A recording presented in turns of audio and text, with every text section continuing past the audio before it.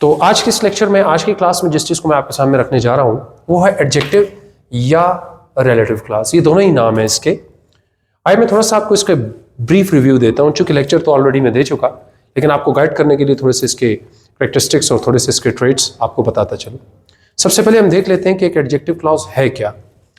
तो मैं इसकी डेफिनेशन में कहता हूँ कि it is a combination of subject and predicate. पहली तो दो बातें जो आपके दिमाग में हो कि एडजेक्टिव क्लॉज या क्लॉज जब भी आप बात करेंगे किसी भी टाइप की डिपेंडेंट क्लॉज में, तो याद रखिएगा उसमें सब्जेक्ट और प्रेडिकेट तो लाजमन होगा। तो एडजेक्टिव क्लॉज या रिलेटिव क्लॉज के अंदर भी there are two things, subject and predicate.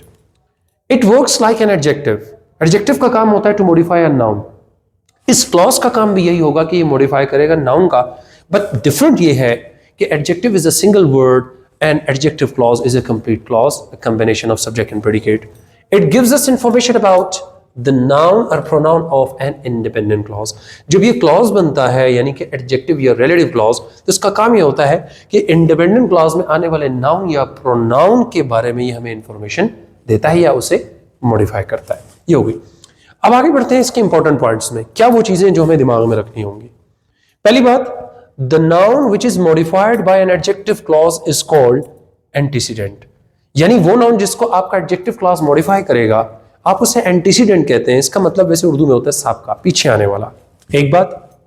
दूसरी बात, adjective clause is also called relative clause। ये भी बात आती है कि बाज़ लोग कहते हैं इसको relative clause क्यों कहते हैं, तो वो रीजन भी लिख लीजिए अपने दिमाग में कि an adjective clause is also called relative clause because it is introduced by relative pronouns, relative adjective and relative adverbs। क्योंकि इसका इंट्रोडक्शन या इसके कंजंक्शंस जो बनते हैं सबऑर्डिनेटिंग, वो यही relative pronouns, relative adjective और relative adverbs बनते हैं।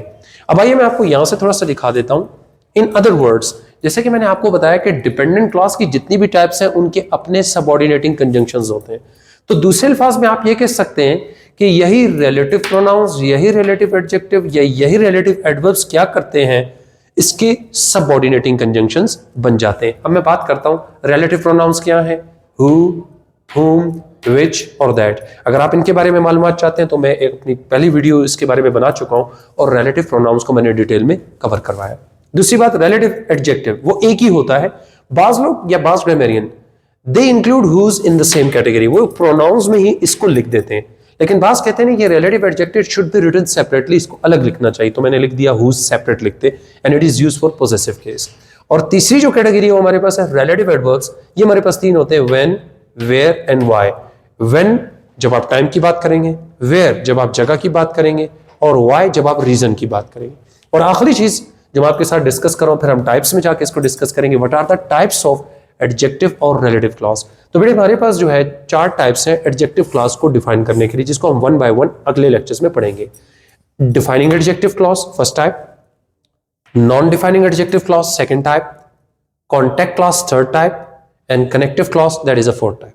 तो अपने आने वाले लेक्चर के अंदर मैं आपके साथ जब चलूंगा कल, तो वो होगा डिफाइनिंग एडजेक्टिव क्लॉज। तो इसके बारे में एक डिस्कशन करेंगे डिटेल में। आज के लिए इतना बहुत है, इसको देखिए, इसको कवर कीजिए, इसके ऊपर गौर कीजिए, that will definitely help you. Thank you very much.